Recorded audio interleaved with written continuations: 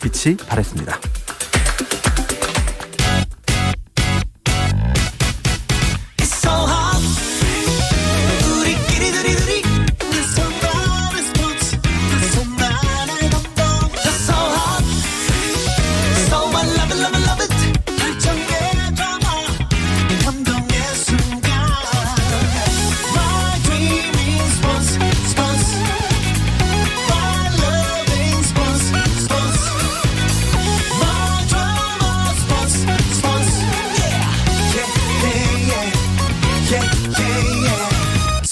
스포츠.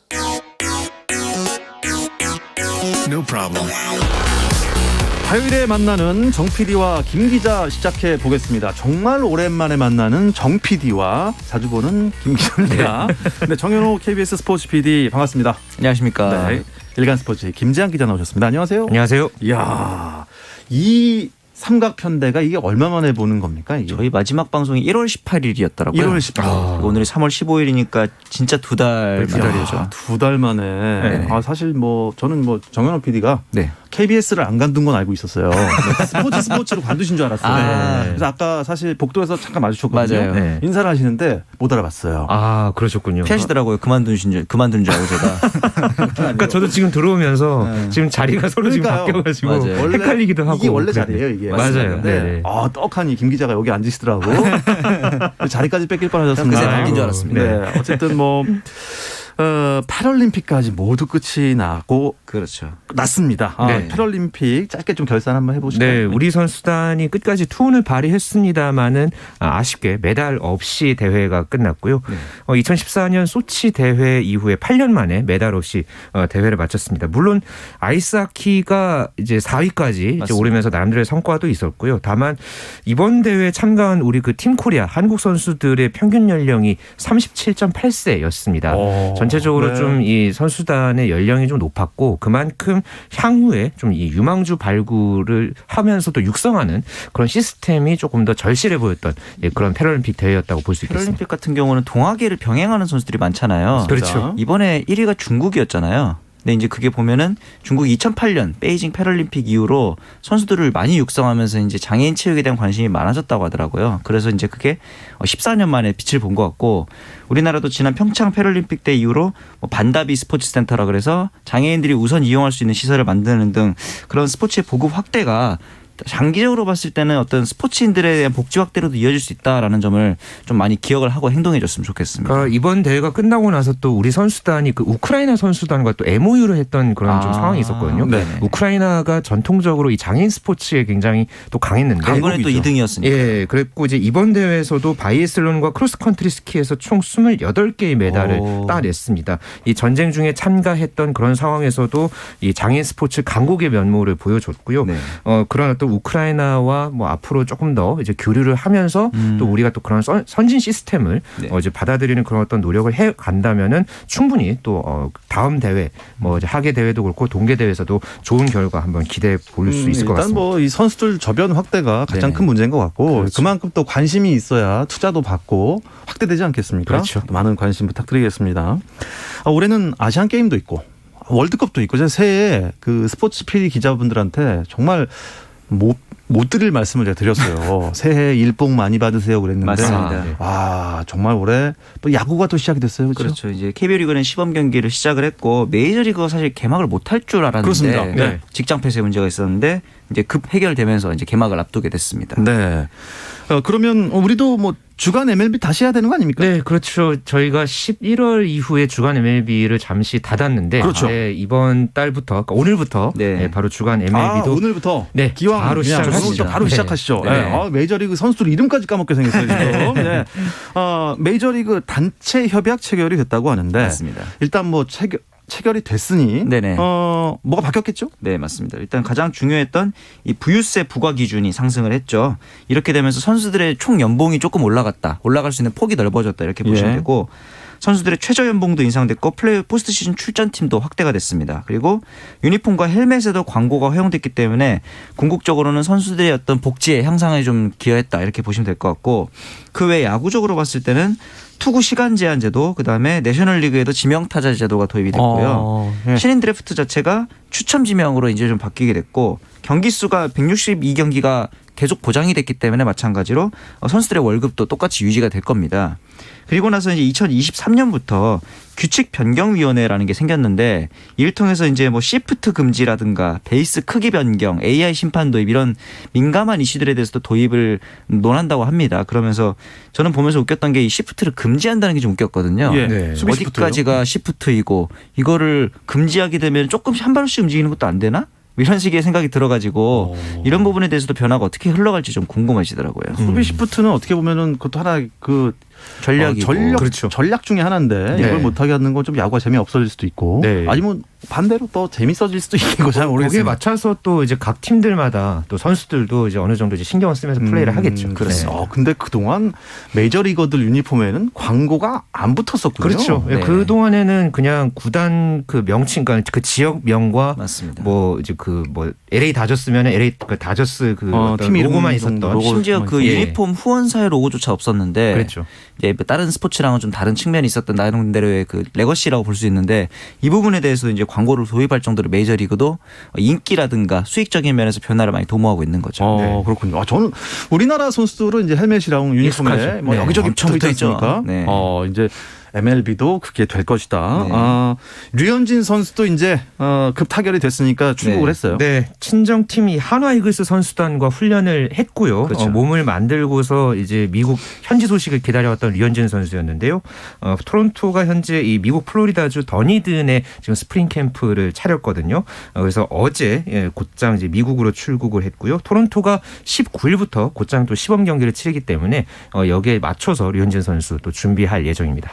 류현진 선수는 일단 토론토에서 완전 에이스 입지였잖아요. 맞습니다. 작년에 조금 부진했던 게 있었어요. 그렇죠. 왜냐하면은 이 토론토와 처음 계약할 때만 해도 2019년에 이제 사이 영상 2위까지 올랐을 정도였는데 그때만 해도 토론토에는 확실한 에이스감이 없었거든요. 맞습니다. 그래서 류현진 선수를 영입한 그렇죠. 건데 사실 류현진 선수 그 이후에 이 두 시즌 동안 좀 아쉬운 행보였죠. 특히 작년 같은 경우에는 사실 류현진의 가장 큰 장점이라고 할 수 있는 꾸준한 모습보다는 오히려 기복 있는 모습. 특히나 이 순위 싸움을 벌여야 할 후반기에서 평균 자책이 5.50까지 올라가는 조금은 그렇죠. 아쉬운 모습이 있었는데 네. 그 와중에 이제 유망주들이 성장을 하면서 류현진 선수의 이제 전망이 약간 3사 선발까지도 이제 전망이 되고 있을 정도로 류현진 선수의 입지가 바뀐 건 사실이죠.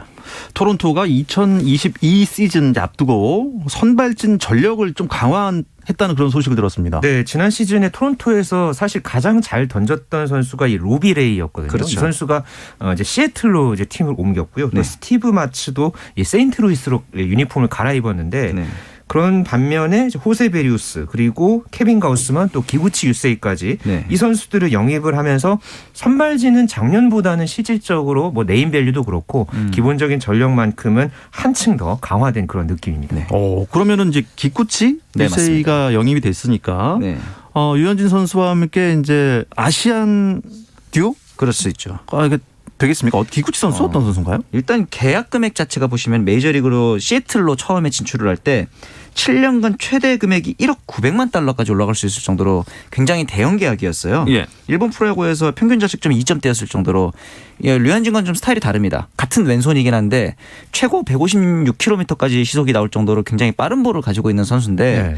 이 메이저리그에서 3년 동안 모습을 보면 평균 자책이 일단 5점대에 가깝고 전반기엔 잘 던져요. 예. 그런데 후반기에 들어와서는 체력적인 체격도 좀 작고 그에 빠른 공을 던지다 보니까 네. 체력적인 이유로 자꾸 이제 후반기에 무너지는 모습이 있는데 이런 모습을 좀 보완해야 되지 않을까라는 과제가 좀 있긴 합니다.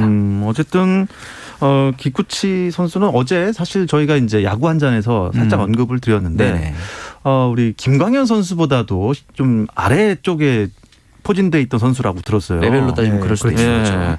어쨌든 그래서 김광현 선수가 조금 아쉬워할 수도 있다 이런 말씀드렸는데 어쨌든 뭐 토론토가 이번엔 좀 우승을 해보자 이래서 좀 전력 보강한 것 같아요. 네, 투수진이 작년에 일단 좀 예상보다가 훨씬 더 좋았고요. 공격진은 지금 어느 정도 지난해 전력을 갖추고 있거든요. 지난 시즌에 이 토론토가 승률 5할 6푼 1위, 그러니까 91승 71패를 했는데 네. 이게 월드시리즈 우승팀이었던 애틀랜타가 5할 4푼 7리였으니까 이 승률보다가 토론토가 작년에 좋았는데 워낙에 작년에 이 아메리칸 리그 동부지구가 거긴 항상 강했죠. 그렇죠 뭐. 네, 그래서 이 4위로 이제 탈락을 했던 그런 어떤 이 경험이 있었는데 올해만큼은 이 타선과 또 미리 이렇게 또 투수진까지 잘 갖춘 상태에서 지금 현재 뭐 MLB.com에서는 이 파워랭킹에서 지금 토론토를 6위까지로 보고 있는 그런 6위. 상황입니다. 6위면은 우승은 좀 힘들지 않을까요? 근데 이게 전체 30개 구단에서 6위이기 때문에 상위 랭커다. 그 지구로만 따지면 상위 랭크일 수도 있고 거기다가 작년에 아쉬운 성적이었는데도 투자를 늘렸단 말이죠. 이거는 향후 3, 4년 주요 선수들의 계약이 잡히는 3, 4년 내에 대권에 도전하겠다. 이런 의지로도 볼 수 있는 거거든요. 그래서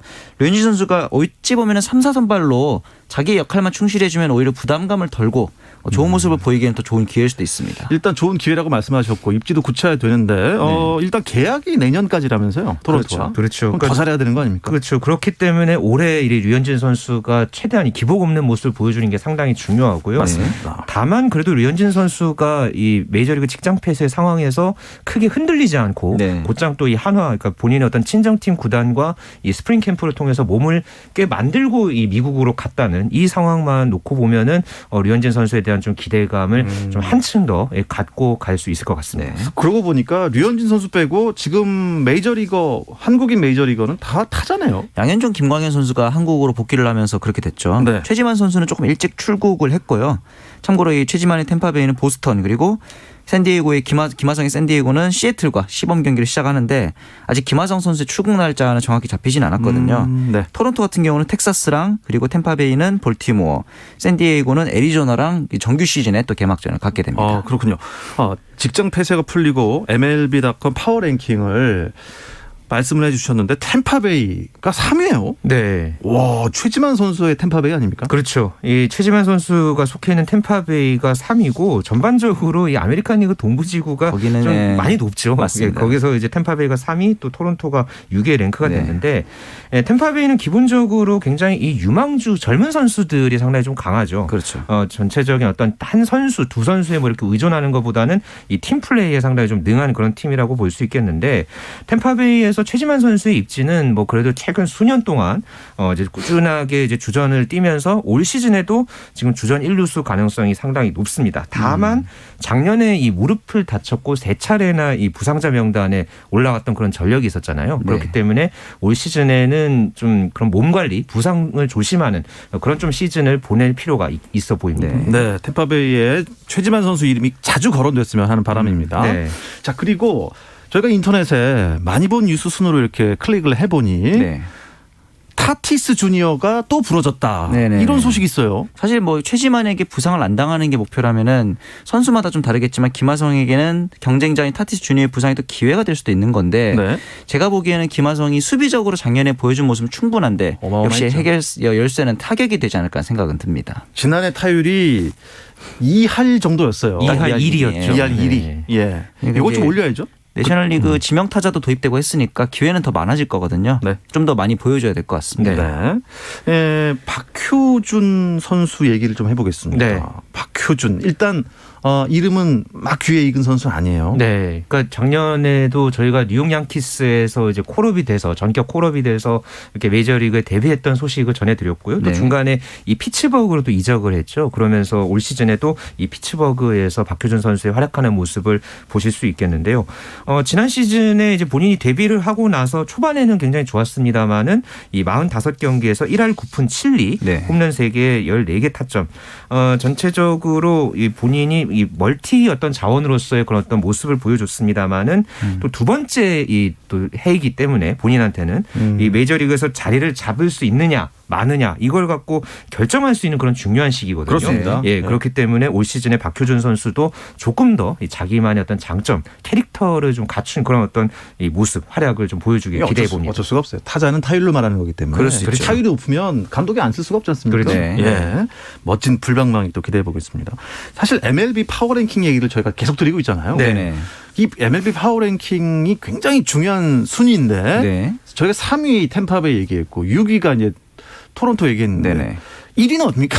역시 국민적으로 가장 유명한 다저스인데 다졌어요. 이제 코리 시거, 맥스 쇼저 등이 FA로 떠나가긴 했지만 트레이 터너가 유격수에서 자리를 잡아주고 그다음에 커쇼랑 재계약했다는 점에서는 다저스가 1위로 이제 꼽히는 데 있어서는 대부분의 이견이 없는 편입니다. 야, 커쇼는 이제 거의 뭐 프랜차이즈 LA 다저스 스타가 된 것 같아요. 그렇죠. 예. 자, 여러 가지 소식들이 앞으로 쏟아져 나올 겁니다. 네. 주간 MLB를 통해서 전해드리도록 하겠습니다. 배구 이야기를 나눠볼 텐데요. 잠깐 쉬었다 오겠습니다.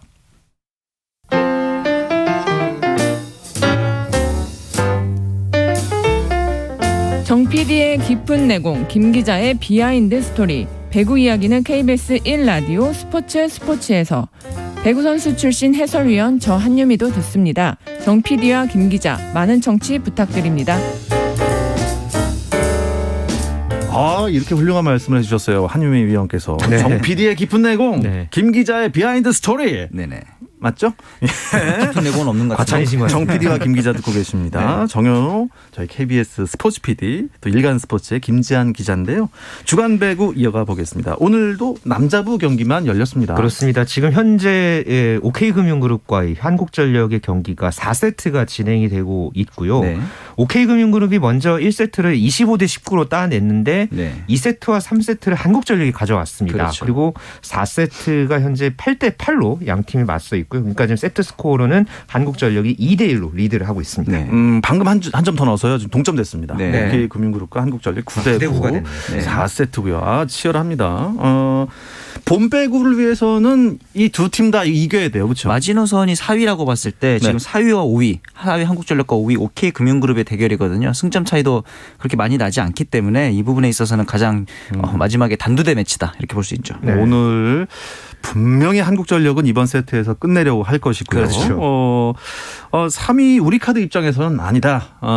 둘 다 혈투를 벌여라. 혈투를 벌이다가 네. 준 플레이오프 하지 말자. 뭐 이런 네, 걸 그럴 수도 수도 있어요. 있죠. 준 플레이오프 이 조건이 있잖아요. 그렇죠. 그러니까 3위와 4위의 승점 차가 3점을 넘어서면은 준 플레이오프가 성사가 안 되거든요. 그런데 그렇죠. 현재 지금 우리카드가 승점 50점이고 한국전력이 승점 44점. 양 팀의 지금 승점 차가 6점 차이기 때문에 네. 오늘 한국전력은 어떻게든 4세트 안에서 승부를 봐야 합니다. 그렇죠. 그렇군요. 그러면 이 순위를 좀 한번 짚어주실까요? 대한항공이 승점 61점으로 선두 그리고 KB손해보험이 58점으로 2등 말씀하신 대로 우리카드가 50점으로 3등 승점 6점 차이로 한국전력이 4등 승점이 3점 차이밖에 안 납니다. 그러니까 오늘 만약에 OK금융그룹이 한전을 이긴다면은 거의 턱밑까지 추격을 하는 거거든요. 그렇습니다. 그 뒤는 삼성화재랑 현대캐피탈이 있고 있습니다. 삼성화재와 현대캐피탈은 본 배구를 아쉽지 못할 것 같고요. 네. 대한항공이 상승세 1위인데 네. 이게 아직 1위 확정 지은 게 아니죠? 그렇죠. 지금 31경기를 친 대한항공이 승점 61점을 기록을 하고 있고요. 네. 그리고 그렇지만은 지금 KB손해보험도 지금 꾸준하게 지금 따라 붙고 있습니다. 그렇죠. 현재 승점 3점 차이고요. 참고로 다음 주 이 시간에 대한항공과 KB손해보험의 경기가 예정돼 있습니다. 순위가 네, 바뀔 수도 있네요. 네, 그렇기 때문에 향후 한 주 사이에 이 두 팀이 어떤 경기를 치르고서 다음 주 이 시간에 이제 경기 결과에 따라서 이 남자부 우승 경쟁의 분수령이 될 전망입니다. 순위표를 보니까 전통의 강호 라이벌 관계였던 삼성화재와 현대캐피탈이 제일 밑에 있습니다. 그러니까요. 왜 그런 거죠? 두 팀 다 지금 리빌딩이 좀 더뎌요. 사실 현대캐피탈 같은 경우는 지난 시즌에 끝나고 신영석 선수를 트레이드하면서까지 리빌딩을 1000명을 했는데도 불구하고 그 이후에 후계자로 밀어줘야 할 허수봉 또 이제 세터진의 김선호 이런 선수들의 성장세가 좀 더딘 모습이 있고 이 부분에 있어서는 역시 남자부에서는 외국인 선수의 득점이 제일 중요한데 외국인 득점 순위가 최하위인데 총 득점이 3명이 나왔는데도 256점입니다. 그 위에 있는 팀이 588점이라는 걸 감안하면은 거의 네. 2배 가까이 차이가 나잖아요. 네. 이런 부분에 있어서는 지금 V리그 출범 이후 현대캐피탈 입장에서는 최초로 최하위를 할 가능성도 있어 보입니다. 이거 참 뭐 아쉬운 성적이겠지만 네네. 일단 리빌딩을 제대로 해야겠구나. 그렇죠. 이렇게 좀 굉장히 이런 시그널일 수도 있어요. 그렇죠. 예. 네. 우리 카드의 알렉스 무슨 일입니까? 알렉스 선수가 워낙 이 또 신영철 감독과의 또 예전에 또 신경전도 있었고 그런 상황도 있었고 계속해서 그래도 좀 좋은 모습을 보여주는 것 같았는데 어제 이 KB손해보험과의 경기 도중에 좀 불필요한 행동이 있었죠. 네. 이 4세트에서 이제 상대 팀에게 실점을 하면서 이 주심이 자리하고 있던 그 기둥을 발로 차서 좀 돌발 행동을 해서 경고를 받은 그런 상황이 있었고요. 네. 그 전에 그 11일 날 OK금융그룹과의 경기에서도 이 상대 팀에서 이제 야유를 이제 자신한테 하니까 벤치를 향해서 조용히 하라 이렇게 몸짓을 좀 보이기도 했고 잠시 좀 흥분된 상황이 있어가지고 그러게요. 이 벤치에서 이제 중단시키는 그런 좀 상황이 있었거든요. 이 신영철 감독이 이 알렉스에 대해서 아직도 이 코트 안에서 감정 기복이 심해서 조심스럽다 이렇게 지금 이야기를 하고 있는데 아까 뭐 외국인 선수 이야기 잠시 언급을 해드렸습니다만은 이 알렉스 선수의 이 돌발 행동과 또 활약 이거에 따라서 지금 우리 카드도 좀 분수령이 좀 맞을 상황입니다. 뭐 외국인 선수가 이제 항상 그 모든 팀에 어떻게 보면 좌지우지하는 것 같아요. 남자분은 특히 심하죠. 그 와중에 이제 그 반대로 좋은 모습을 보이는 게 이제 KB 손해보험의 노무리 케이타 선수인데 허슬 플레이까지 이제 사실 외국인 선수가 그 수비 디그까지 하는 모습은 흔치 않은데 네. 이런 모습까지 하면서 54득점을 또 이제 지난 경기에 기록을 했단 말이죠. 이러면서 이제 케이타가 만약에 KB 손해보험이 2위로 경기를 리그를 마무리하더라도 MVP가 되는 게 아니냐 뭐 이런 얘기도 나오고 있거든요. 2위 팀에서도 MVP가 나오기도 합니까? 나올 수 있죠. 네네. 충분히 좋은 어떤 성적이 나온다면 가장 밸류블한 선수니까요. 그렇죠. 그러면 두 분 생각하기에 이번 시즌 MVP를 뽑는다. 그럼 누굴 뽑고 싶으세요? 저도 이 후인정 감독의 이제 말을 조금 빌려서 이 케이타 선수가 기본적으로 올 시즌의 공격력이 참 대단합니다. 이 득점에서도 1,093점을 지금 기록을 하고 있고요. 워낙 독보적인 활약을 이제 펼치고 있었고, 워낙 네. 이제 케이타 선수가 이 KB 손해보험 팀 자체도 그동안 좀 사실 본 빼고와 좀 거리가 먼 그런 어떤 모습을 많이 그렇죠. 보여왔는데 네. 이 케이타의 활약 덕분에 또 순위까지 많이 끌어올렸기 때문에 충분히 MVP로 좀 밀어볼 만한 상황 같습니다. 네, 그리고 이 사실 저희가 2위 또 MVP가 나올 수 있나요라는 말씀을 이제 잘못 드린 것 같습니다. KB가 1위를 할 수도 있어요, 그렇죠? 아, 그러네요. 그렇죠. 네. 네, 지금 승점 차가 석점 차밖에 안 나기 때문에 네. 어떻게 될지는 모르겠습니다만 네. 정 PD가 생각하는 MVP 후보는요? 저는 만약에 1위를 KB 손해보험이 한다면 케이타가 당연히 될 네. 것이고 대한항공이 한다면 저는 한선수 선수에게 손을 좀 들어주고 싶은 게 한선수 선수. 최근 이 토스워크가 진짜 원래부터 좋은 선수였지만 굉장히 변칙이 많더라고요. 그래서 이런 부분에 있어서는 링컨 선수가 진짜 지금까지 링컨. 호흡을 맞춰본 세터 중에 가장 좋았다라고 얘기를 할 정도로 기량이 물이 올랐기 때문에 네. 한선수 선수의 MVP 가능성도 좀 높아 보입니다. 한 선수냐 케이타냐. 맞습니다. 예, 요거 한번 관전 포인트가 된 것 같습니다. 네. 자, 여자부로 넘어가 보죠. 포스트 시즌을 못 치르고 끝낼 것 같다는 소식이 있었거든요. 네. 어떻게 포스트 시즌 치릅니까? 그러니까 코로나19 매뉴얼에 따르면은 이제 워낙에 각 팀들마다 이제 코로나19 확진자가 많았기 때문에 경기 그 중단 일정이 좀 길어졌었거든요. 그렇죠. 그랬는데 이 매뉴얼을 뒤집어서 V리그가 오는 20일에 정규리그를 이제 재개를 하고 네. 대신에 포스트 시즌을 이제 축소해서 경기를 좀 치르기로 했습니다. 네. 그러니까 기존의 이제 매뉴얼대로라면은 정규리그가 끝나고 이제 우승팀 따로 없이 그렇게 이제 끝날 수도 있는 그러니까요. 상황이었는데 예. 일정을 다시 짠 그런 상황입니다. 아, 그래도 뭐 현대건설의 독주의 우승까지도 뭐 지금 다들 예견하고 있는 거 아닙니까? 그렇죠. 근데 이제 그것보다 제가 좀 아쉬웠던 거는 왜 기존에 그 만들어놨던 규칙을 목소리가 크다는 이유로 규정이 바뀐 거잖아요. 그렇죠. 근데 이 저번 시즌에 KBO도 이제 마찬가지로 규칙을 정해놓고 얼마든지 뒤엎을 수 있다는 점에서는 좀 공정성이라든가 형평성 이런 부분에 있어서는 안 좋은 선례를 만든 게 아닌가라는 걱정도 좀 들긴 좀 하더라고요. 원칙에 위배된 그런 어떤 선택을 했다는 그런 좀 아쉬움이 있는 건 사실이죠. 네. 그럼 두 분은 어떻게 생각하십니까? 지금 이런 코로나 전국에 네. 꼭 포스트 시즌을 치러야 하는 것인지 아니면 경기가 있어서 우린 아주 기뻐해야 되는 건지 모르겠습니다. 그러니까 안전보다 그러니까는 인기가 더 낫다라는 그런 어떤 판단을 하고서 이런 결정을 그런 한 얘기를 것은 좀 했죠. 조금 좀 아쉽고요. 그러니까는 이 어쨌든 본인들이 이제 기존에 이제 매뉴얼을 만들었잖아요. 그러니까 그걸 지금 말이에요. 한 시즌도 되지 않은 그런 상태에서 이렇게 뒤집은 것은 분명히 잘못됐다고 봅니다. 네. 근데 이제 뭐 저희처럼 스포츠 소식을 전하는 사람으로서는 네. 한 경기라도 더 열려야 그렇죠. 드릴 말씀도 있고 맞습니다. 또 이 여자 배구가 우리가 이제 도쿄올림픽 때 이유로. 엄청난 또 활약을 해서 그렇죠. 인기가 이제 슬슬 올라가려고 하는데 네. 또 이런 상황이 되니까 팬들 입장에서 안타깝고 그렇죠. 좀 애매합니다 뭔가. 네네. 그런 네. 상황이기 때문에 이렇게 된 이상 좀 더 나은 경기력 그리고 잡음 없는 경기 운영을 다음 시즌에 이어서 좀 코보가 보여준다면 그래도 신뢰와 인기를 좀 회복할 수 있지 않을까 생각은 듭니다. 네. 이번 주 주목할 만한 매치업 잠깐 언급해 주시죠. 네, 여자부는 20일 IBK 기업은행과 KGC 인삼공사의 경기로 재개가 되고요. 네. 남자부 같은 경우에는 내일 우리카드와 대한항공의 경기 그리고 18일에 열릴 OK금융그룹과 KB금융그룹 손해보험의 경기 이 경기 주목할 만한 경기로 꼽고 싶습니다. 일단 여자부 경기가 재개된다니까 저 너무 반갑습니다. 네. 네, 이번 주 정 PD와 김 기자는 여기서 마치겠습니다. 정현호 KBS 스포츠 PD, 일간 스포츠의 김재한 기자 고맙습니다. 감사합니다. 내일도 저녁 8시 30분입니다. 박태원의